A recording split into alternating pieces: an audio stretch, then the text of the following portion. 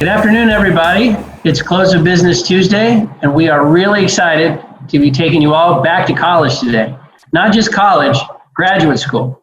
We've got a fantastic guest. We've got Dr. Brad Cornell. He's been teaching finance at UCLA for over 40 years. He's an accomplished lecturer, speaker, writer on all kinds of issues related to finance. He's a PhD from Stanford with a master's and a BA from Stanford, so he's loaded up on everything Stanford has to offer. And in particular, he's going to help us today think about ESG, which is increasingly and seemingly a dominant force in investing, and certainly something that is very powerful in energy. So welcome, Dr. Cornell. Thank you. Well, guys, let's give Dr. Cornell time to stretch and get ready to talk ESG, and let's tell the world what's going on. Mike, oil, OPEC, pretty good prices. Screen's not looking bad these days. What would you tell folks? Yeah, I tell folks that, things still look okay. It looks like the economy's kind of continuing to rebound, a little bit slower than people would have thought.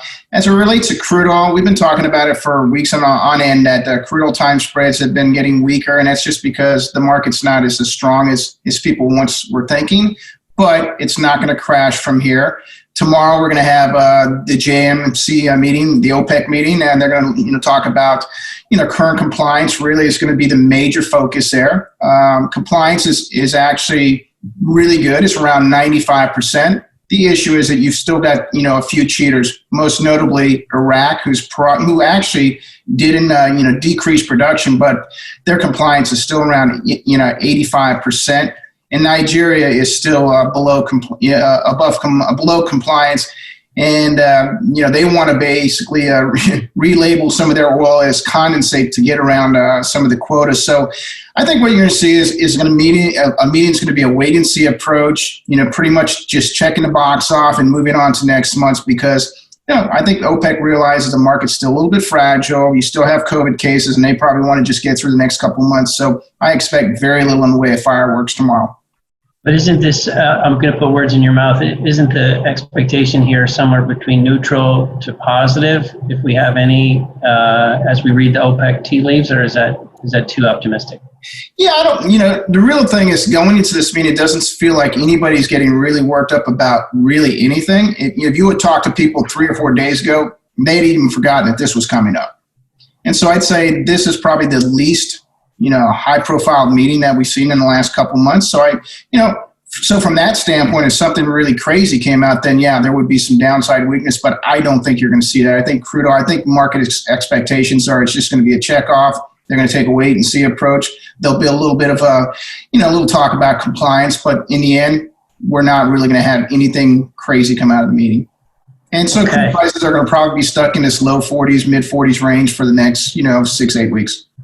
Hey, mid-40s, I'll take it. Matt, talk to us. I think you've got gas on your mind. Yeah, Maynard.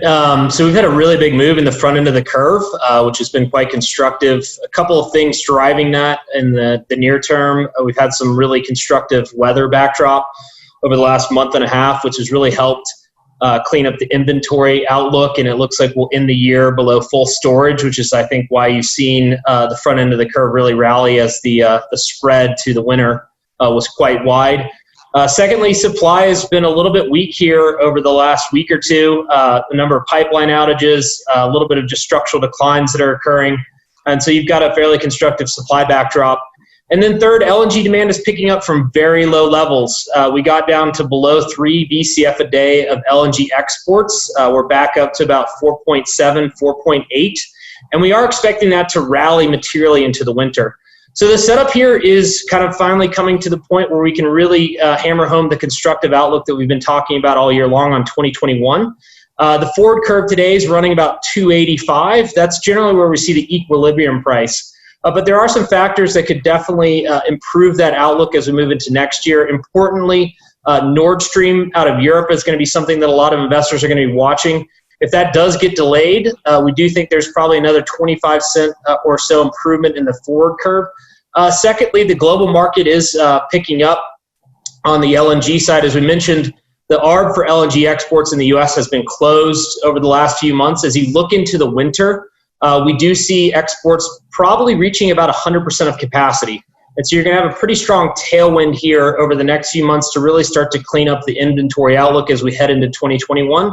And quite frankly, this is really going to be something that if the E&Ps stick to their capital plans and they don't accelerate the drill bit and you don't add any incremental supply next year, we could be looking at a very healthy 2021 gas price, but then that also has implications for 2022. And that's what investors both on the midstream and the upstream are looking for, is very limited amounts of growth, just stability in the business model, working down leverage, and really helping the back end of the curve improve with very muted growth out of the U.S. and allowing demand to continue to trickle higher over the next couple of years. Matt, I was listening to one earnings call where the CEO said, hey, even if oil goes to $70, we're not going to increase production. Does the market think that the industry will really have that kind of discipline if we were to see some scenario like that? Yeah, I think investors are demanding it. At the end of the day, the industry unfortunately has gotten into cycles where the U.S. supply has been very disrupted to the global macro backdrop. And with so much excess OPEC capacity offline, there's really no need for the U.S. to grow. I think the great thing that we got from the Q2 conference calls was companies were committing to limiting growth in 2021. Quite frankly, most companies are committing to limiting growth going forward, period. And setting a standard of a mid-single digit growth rate is still a very healthy outcome for producers, but it doesn't set up a situation where the U.S. can swamp the global market from a supply standpoint. And I think it touches on something that Mike's been talking about, which will allow OPEC to come back into the driver's seat. And if you look at the policies for OPEC nations, they want to see crude in that $50 to $60+ commodity price backdrop at some point to be in a healthy market. And as long as the U.S. doesn't respond with supply, I think we're going to be able to get there over the next 12 to 18 months, which is a very constructive backdrop for equities. Whether you're talking about midstream, upstream, service, it's just generally a pretty good backdrop for the whole industry. Mike, anything you'd add about the 2021 oil outlook? I'd say people were, I think people are underplaying what the 2021 is going to look like. Like I said before, is if demand does come back, you're not going to have any response from the U.S. I think that's non-consensus. I think most people expect that, they say that they'll limit production, but they really wouldn't. When prices get above 50, they're going to open the taps. I don't think that's going to be the case this time, but generalists want to see that, to believe it. And I think once you see that, I think the generalist money will start to come in next year, and I think that will be the big surprise next year. Mr. Fenton, Dr. Fenton, what have you got on your mind today? I know you've got a nice little buffet of thoughts for us. Well, the conditions that are so constructive for natural gas are creating sheer chaos for the power markets. 2 weeks ago, we had a tropical storm disrupt power on the East Coast that persisted for some time. Last week, we had Chicago and the Midwest have its own problems. And of course, this weekend, we had a 130-degree reading in Death Valley and just incredible heat across the West, which is giving us rolling outages in California for the first time to this degree since 2001. So I thought I would just share some slides here. This is the dashboard from the California ISO. And you can see as of today, we're probably peaking in terms of demand, but we're within 1.5% of the 2006 peak. And if you look at the bottom right-hand corner, you can see part of what the problem is here. Not only have we had natural gas retirements over the past few years to the tune of 9 gigawatts, when the entire West is hot, California is struggling to import power from its neighboring states, and renewables are struggling to fill up the gap. Batteries, for the first time at industrial scale, are filling in some of the supply spots. But really, this is a story of paying the piper for decisions that have been made over the last several years. You can see it a little bit more clearly on this slide. If you look at the top left, that's August 14th. Top right is the 15th, then 16 and 17. And the takeaway point is, on successive days, renewables have been struggling to hit their peak, particularly with a drop in the wind, which caused some problems in that segment. Now, obviously, California has been wrestling with the concept of increased fires in recent years, and having the conditions be so warm and dry, obviously that's going to be forefront in the minds of many people. You can see that year to date, there's been an increase year over year in the number of fires and also in acres burned. And lingering in the perception, I think, of everybody in the country is this idea that there's been a big uptick in both acres destroyed and structures destroyed in recent years. But as we get to Dr. Cornell's presentation, I just wanted to put on the table that what we're seeing here too is a bit of perception distortion. And I rather like this article from the New York Times on January 3rd, largely because it was written by a novelist. And it gives you this very dramatic story of Australia committing climate suicide. And yet, 5 years earlier, an actual scientist in Australia, David Packham, had warned exactly of this risk. Forest fuel levels had climbed to the most dangerous level in thousands of years because there had not been preventative and precautionary burning of the biomass. And so while it's absolutely true that through 2018, California has been experiencing more wildfires, more acreage burned, getting closer to populated regions, let's also keep in mind that this is not all just a natural occurrence. The data from the state shows us that 7% of the fires by cause in 2018 were arson, 3% campfire, even playing with fire is in there as 1%. And if you look on the right, you can see that the occurrence of arson is about the same as it's been, but 2018 was a particularly dramatic year, and 2020 is right behind it. Looking across the United States, wildfires have actually been decreasing in count for the past 20 years. In fact, July 19th on a rolling 12-month basis was the lowest in sample, and you can see what the data is for total acres burned and acres per wildfire. And then to conclude, I raise all this because last night, the entire society here in the United States watched Senator Sanders give his speech at the Democratic National Convention, and it really struck me that look at what was behind him. That is wood. That is not waste wood. That is somebody who has actually cut wood and is talking about changing to a 100% clean electricity grid. The future of the planet is at stake. The price of failure is just too great. And yet, if you talk to scientists, they will tell you that if you burn wood, you will yield more CO2 emissions per unit of energy generated than oil, gas, or even coal. Studies reveal it's fresh trees, whole trees, not waste, that's the source of this wood. Resequestration is not instantaneous. It can take 40 to 100 years. There's also an impact on the soil carbon. It disturbs the ecosystems and biodiversity. Other chemicals are emitted, and it just goes on and on. And so the final point I would make is, if you want to be intellectually honest about it, the carbon payback period, if you go and cut down trees in Vermont and some of the older forests in Canada, have upwards of 100 years to get back to where we were before. And I think that's something we're going to increasingly see discussed as the campaign season evolves. Now, Colin, fantastic run through as always. Now, to be fair, we don't think Senator Sanders was powering his microphone with the wood. We think that was just a picture, correct? We do, but it's interesting that electricity is increasingly being driven by wood in places like the UK, and they are sourcing it from the United States, Romania, and Slovakia. And so you have this absolutely bizarre situation where the politicians rubber stamp the idea that this is carbon neutral, which is just sheer nonsense. And then it becomes this loophole that people can use to meet some of their objectives. And so while it's true that Vermont has the highest incidence of particulate matter per capita, clearly that was a photo op, but I think it's one that was probably unintendedly making the point for the pro-gas people. Well, we talked about it a little bit when Scott Tinker was on, but the Michael Moore movie, like it or not, it was a pretty informative around just biomass as a fuel, and we've had quite a lot of people talking about wood and those things. So maybe the senator also couldn't find a picture of a nuclear reactor to put behind it. You never know. Anyway, thank you, Colin.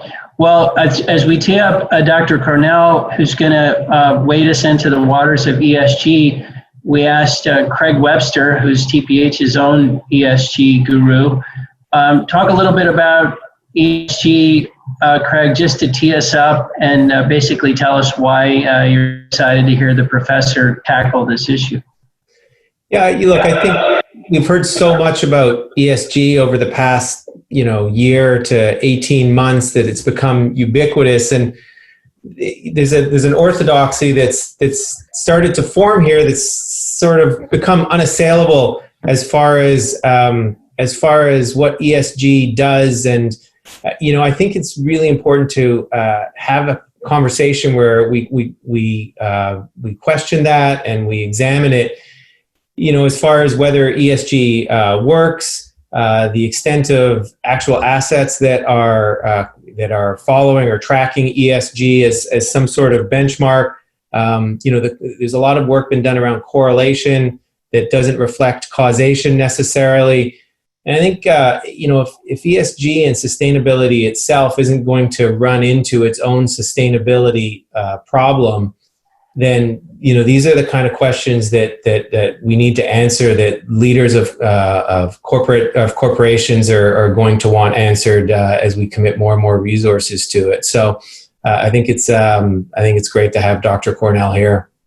I think you just framed it up, Craig, which is ESG sustainable in its current model? So that's got to be a great way to put it. Dr. Cornell, we are really so happy to have you. And I think in particular, what we all wonder is ESG-based investing. The assumption is it's got to show results or it's not going to work for the investors. So we're all going to college now.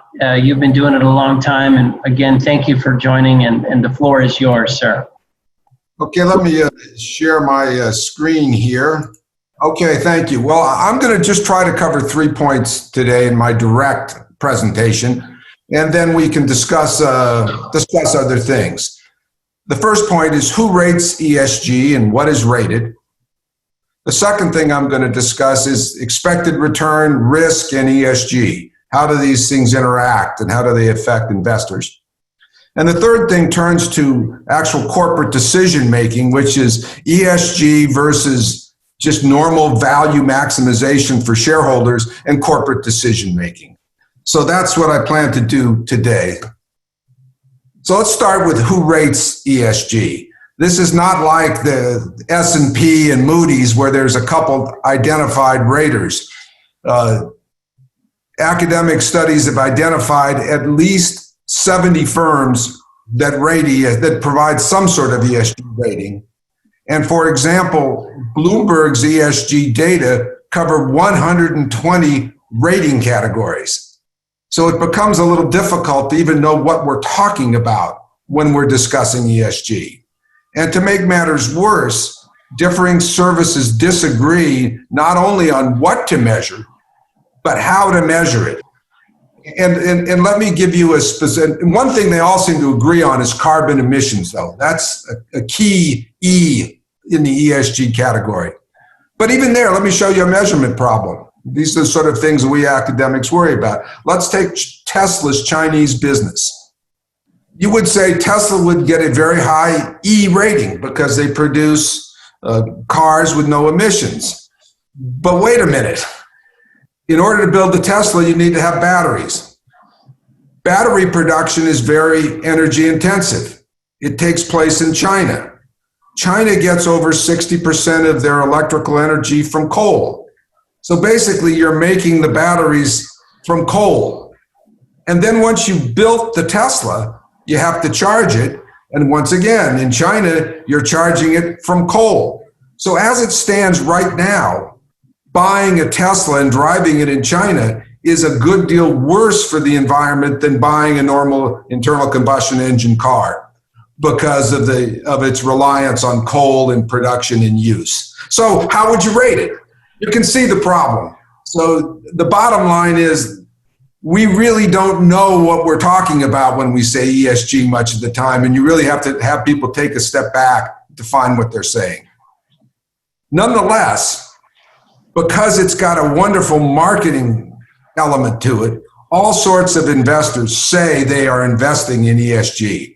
Bloomberg said that 12 trillion was committed to sustainable investing in 2019. An academic article finds that 30 trillion of assets under management at the end of 2019.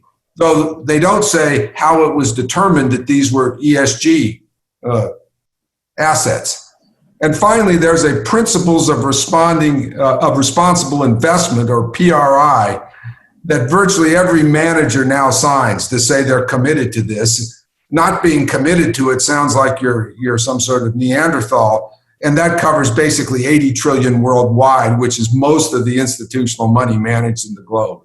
So everyone says they're doing this, and they say it's good for investors. But we have to dig a little deeper to really analyze it. Dr. Cornell, could I just ask you, since I mentioned you've been teaching for 40 years, in the history of finance, the modern history of finance, have there been other periods where we embraced something like this, the 60s, the 70s, periods where social change or social considerations started weighing heavily on investment, or is this really new territory?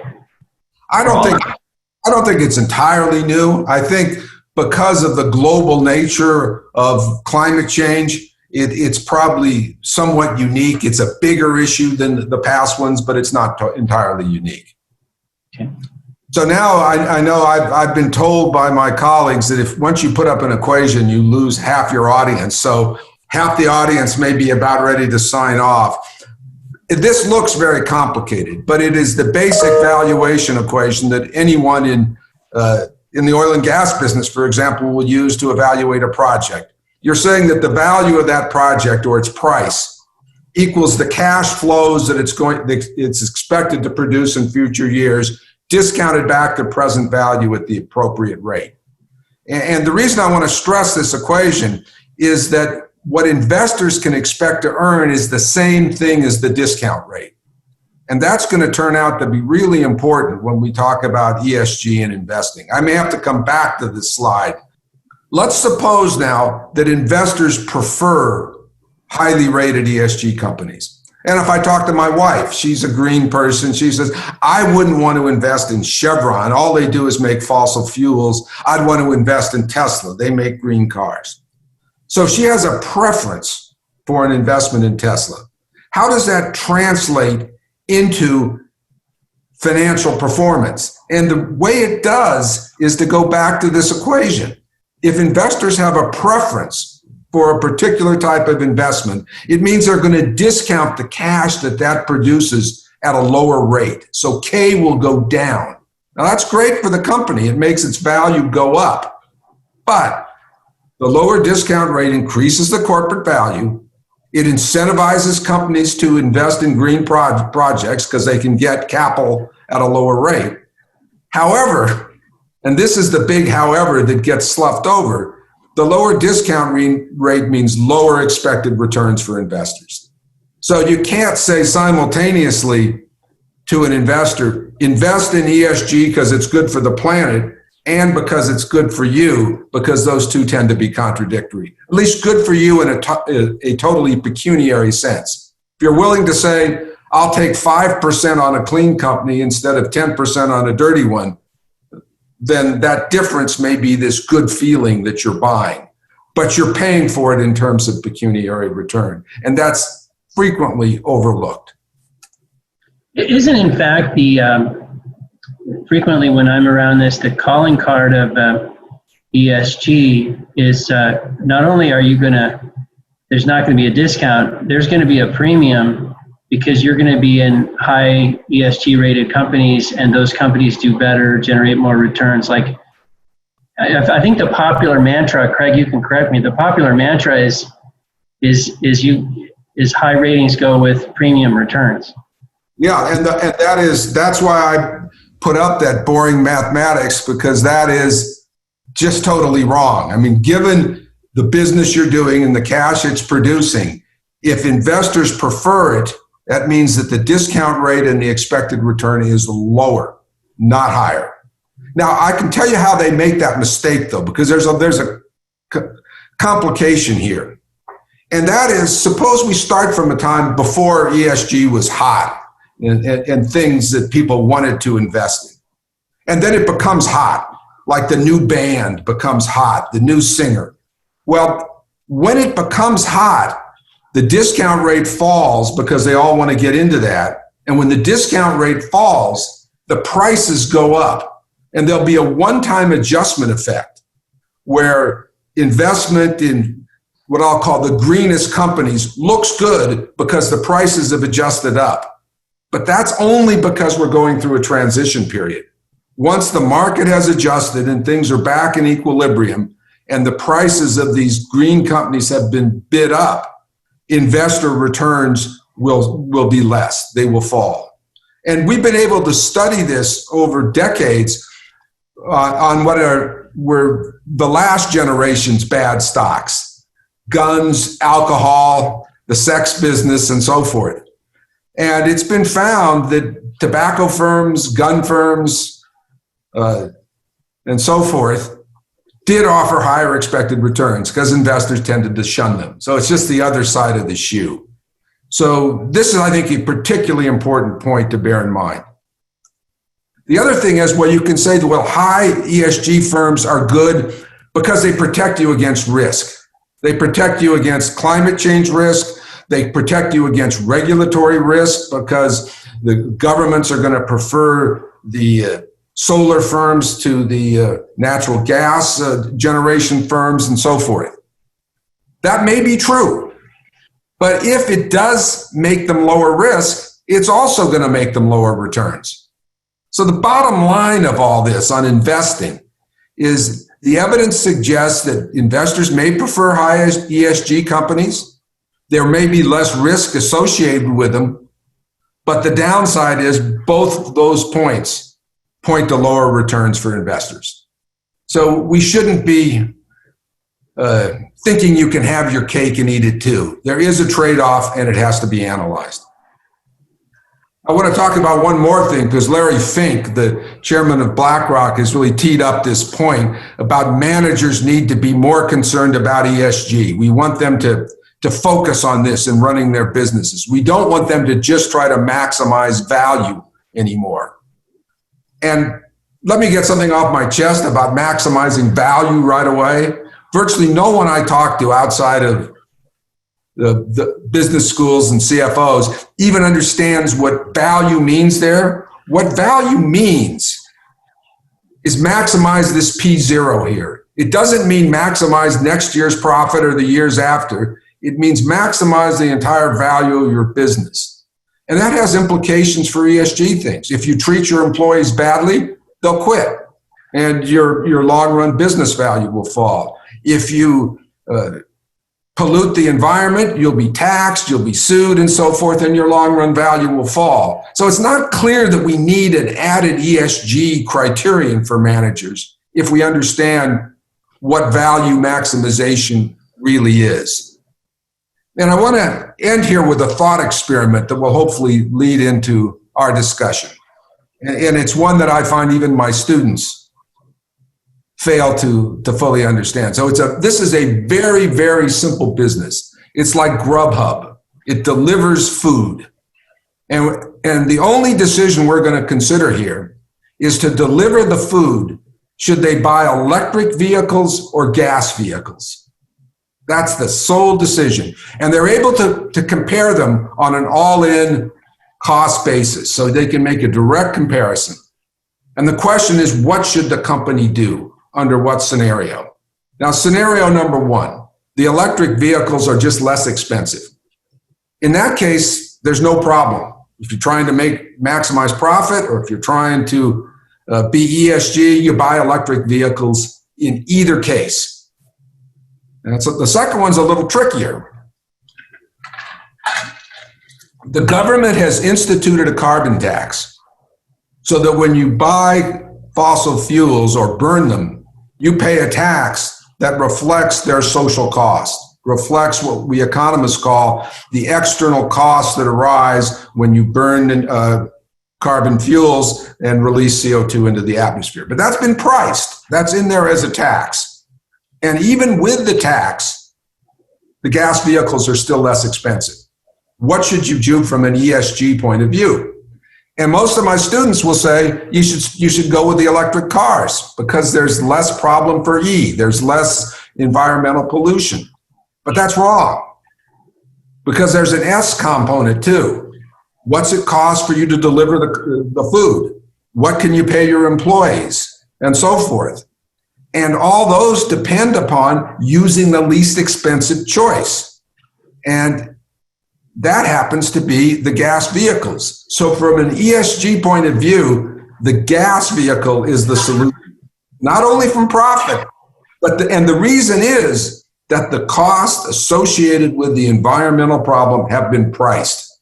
And to us economists, that's a critical factor. Now, scenario 3 is the one that most, I think, environmentalists think about today. That is, the gas vehicles are cheaper, but there's no carbon tax in place. So they're cheaper perhaps because no one is taking account of the social costs being caused by the release of the CO2. And the company management says, well, that's bad. We want to be more ESG. We're going to spend some corporate dollars, take them away from our shareholders, take them away from our employees, take them away from our customers, and buy the more expensive electric cars so that we are more highly rated ESG. But now you've got a big problem. What's the cutoff? How many dollars do you take away from your shareholders? How many employees do you lay off to buy the more expensive cars and so forth? It becomes a remarkably difficult problem. And in my view, Larry Fink, who actually happens to be a UCLA finance graduate, is making a mistake here. He says, we will be increasingly disposed to vote against management and boards of directors when companies are not making sufficient progress on sustainability-related disclosures and the business practices underlying them.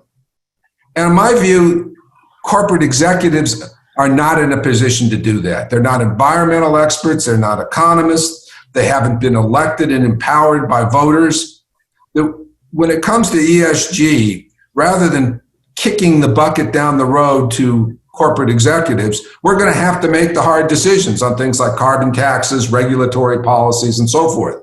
And we're going to have to live with our somewhat dysfunctional political system to make those decisions. But trying to say they should be made by hundreds and hundreds of different CEOs is, in my view, a big mistake. So my view on ESG is, yes, it's a big problem, but it's not a corporate problem. It's a social problem. It has to be handled at that level. And once we do handle it properly at that level, then companies can go about the business of producing whatever product they can as efficiently and cost effective as possible. Do you think, I guess one curiosity about this ESG world is it seems like it could develop in two really very different scenarios. One, it could continue to proliferate with all sorts of opinions and all sorts of ratings, and it could just become ESG is in the eye of the beholder. It could become like that. I, the investor, have assessed this company based on my version of ESG. Or it could go in a direction where it consolidates over time, it develops standards, it has that S&P, Moody's, Fitch type, very few agreed upon standards. Do you have a sense, having looked at this, of why the market might take it in one direction or another? Well, so much of it is marketing hype and salesmanship, which I'm by no means an expert in. It's hard for me to say. As an economist, we had an economist statement. It was signed by every living Nobel Prize winner, every living head of the Fed and so forth, and 3,000 other economists, of which I was one, saying the main thing we need to have is a social policy that reflects the actual costs of environmental degradation. And as far as I can tell, it's been an entire lead balloon. So we economists aren't doing a good job of marketing this. A good friend of mine is Bill Nordhaus, who recently won the Nobel Prize for his work in this area. And I was just reading an article about how someone as bright and has worked as hard as Bill Nordhaus managed to be ignored for 25 years. So as to where it's going to go politically, I don't know. I think the way it should go is to have a social consensus to properly price the environmental costs of using various sources of energy, and then let the market work. Dr. Cornell, if I could pick up on that point, if you could speak a little bit more about the discount rate and how you get to, or how we all get to, a price of carbon.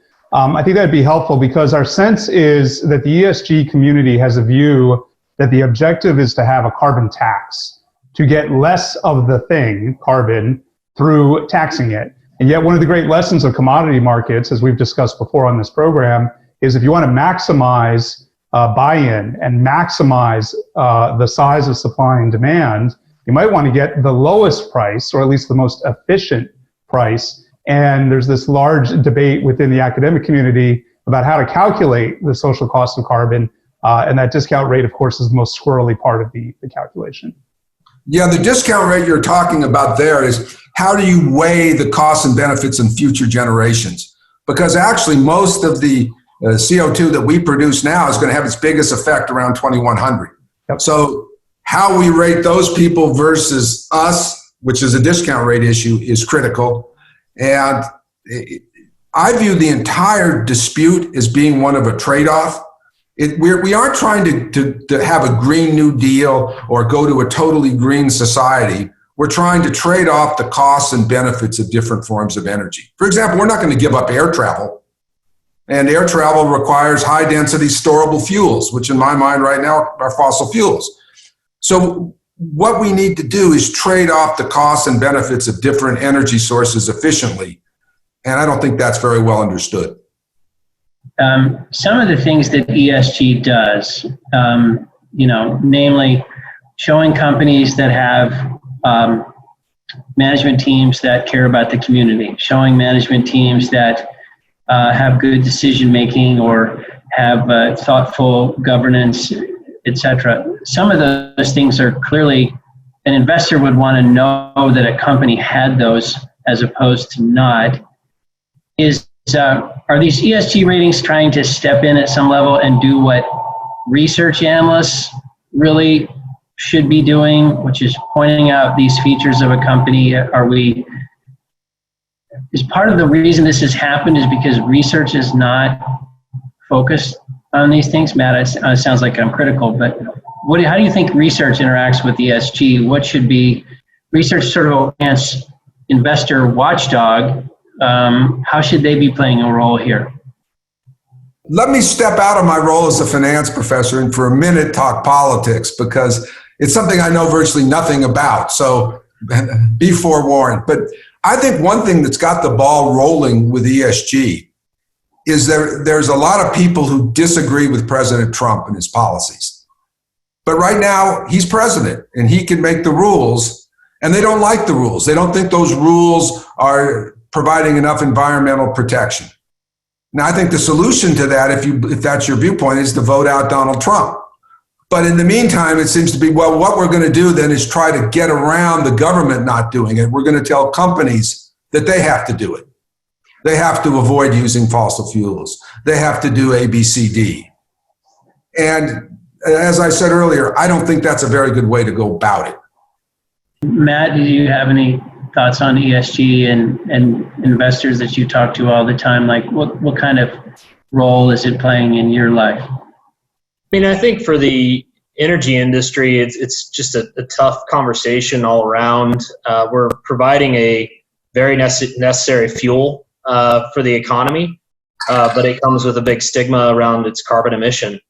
And I think the industry, from at least an upstream perspective in the U.S., has done a very good job of addressing the biggest issue, which is methane emissions. But more increasingly, we're seeing investors focus on the governance side of this. Capital allocation in particular in the energy sector has just been a bigger problem.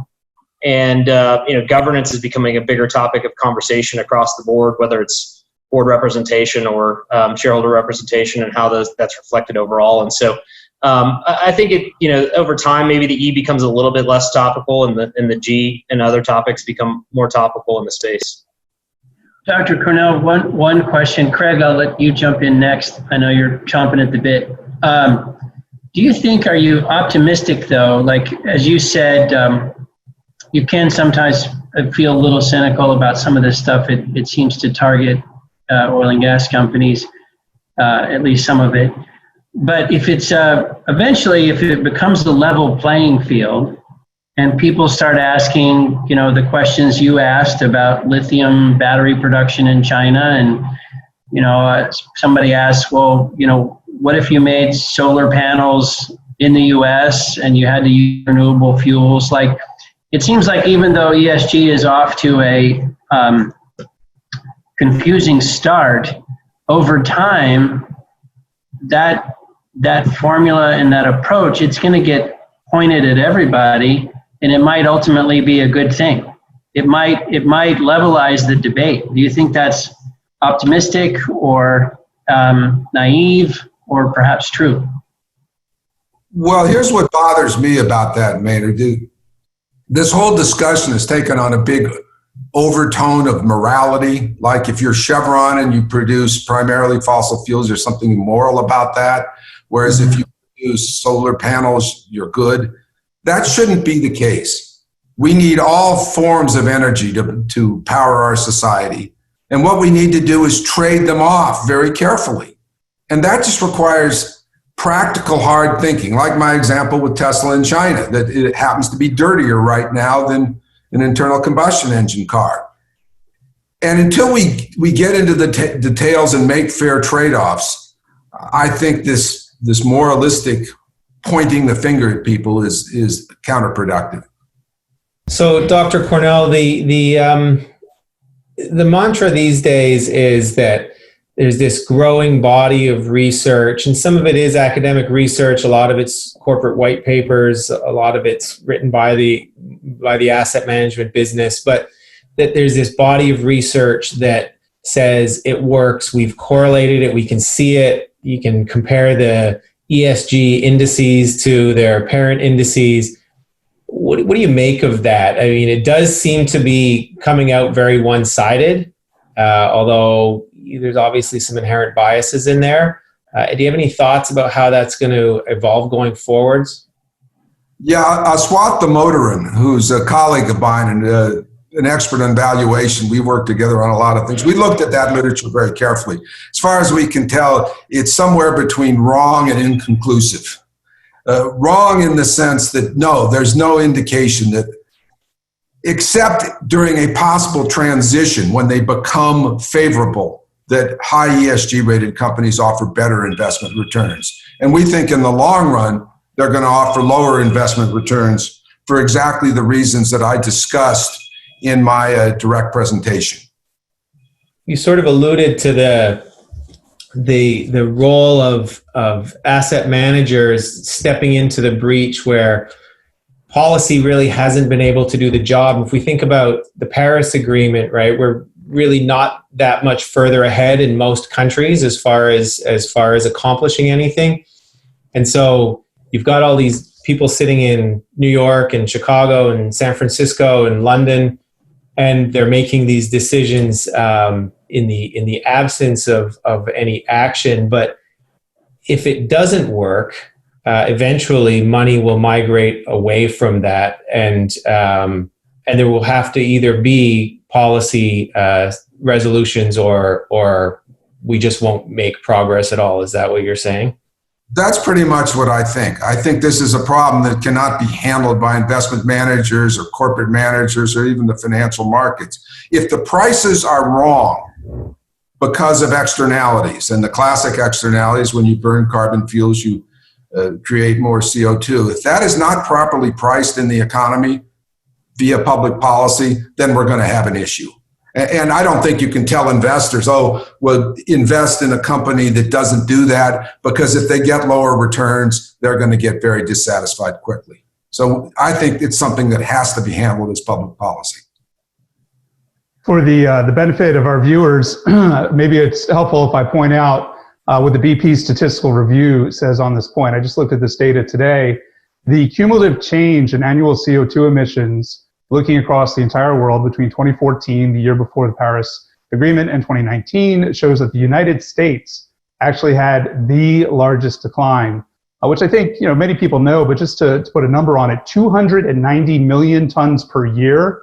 The US cuts alone are larger than the combined net increase of all of the Middle East, and of the 91 regions in the BP data set, only 26 posted net cuts to CO2 emissions, and the top three were US, Japan, and UK on an absolute basis.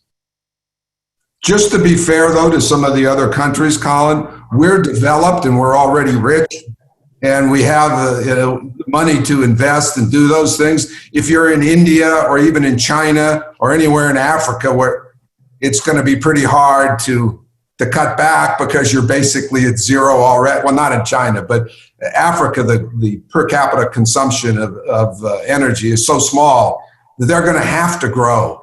And that's where we're going to see the problem. It's not going to be in the United States. It's going to be in the developing world. And well, but just to be fair, I mean, the point I'm making is that the innovation did not come from policy. The innovation came from industry. There was no one person that said, we're going to invent this technology or pursue this. It was a profit-seeking solution. And it's telling that the one country that's announced that it's leaving Paris is actually the country that's reduced the most volumetrically. And even on a Z-score basis, looks really good relative to the rest of the world. Well, on that, I'm entirely on board with you because I believe in the power of markets, but markets have to be guided by proper prices.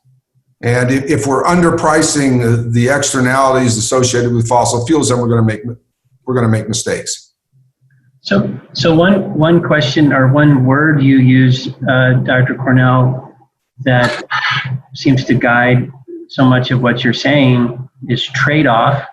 It's a hyphenated word. And that's not a word that is really present in the debate a lot of times. Like sometimes we've had discussions and you talk about 2050, here's what the world might look like. This will be the energy stack in 2050. This will be the emissions associated with that stack. And really the world is not sitting back saying, what are the alternatives? What could we spend on? What would be the resulting reductions in emissions? And what of those combinations are the best choices? So much of this debate seems to be driven by, we're going to get to a certain emissions level and we're going to spend whatever it takes to get there. And so I'm just listening to that word, that expression trade-off. If we could get that into the discussion, we'd start making a lot better policy decisions, wouldn't we? I couldn't agree more. In fact, I work with a group called the Berkeley Research Group, and I've started their climate change practice. And the whole focus of that practice is trade-offs. And this is one of the reasons I don't like the moralistic tone that somehow like Chevron is a bad company because it's a fossil fuel company. It's not. We need fossil fuels. We need them for air travel. We need them for all sorts of industrial uses. In California, we're going to need them to generate electricity because we don't have the sufficient backup. So it shouldn't be that we have good people or bad people. We're all in this together. And the goal is to figure out the right trade-off. And I think that's what I'd love to see us do more of. I don't see it coming quickly. Was it, Colin, were you the one who showed the wood? Yeah. Because there's still a great deal of biomass used, and particularly in Africa and parts of Latin America, and it's a huge source of CO2 pollution, and it's not very energy efficient. If we could switch those people from wood to liquefied natural gas, it would make a huge change. Yeah, well, I showed it, also to puncture that moralistic tone a little bit. I mean, obviously, I'm throwing a little shade at Senator Sanders, but I mean it in a nice way. Obviously, there's a reason why Vermont has that history of using fuel, and it's a very independently minded state, and so on. But I think it's important when we look at all these calculations. There's this level of certainty that's attached to some of this data that's insane.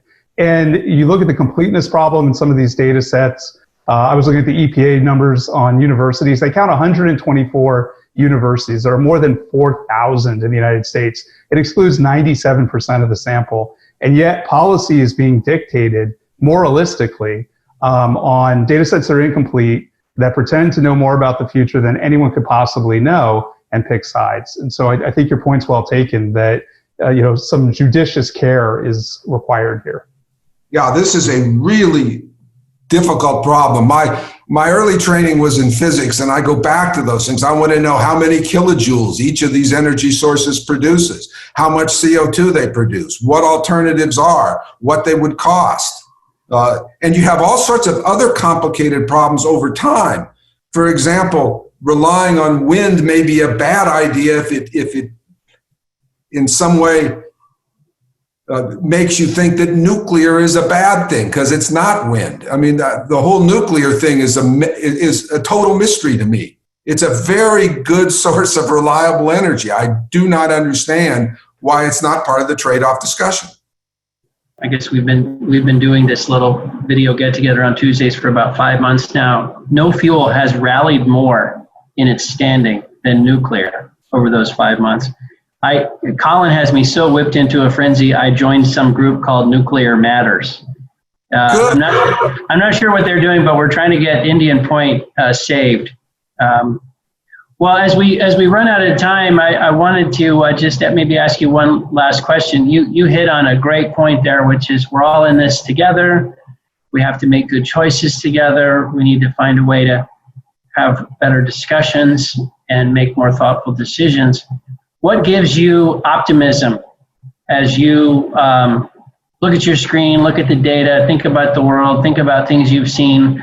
What gets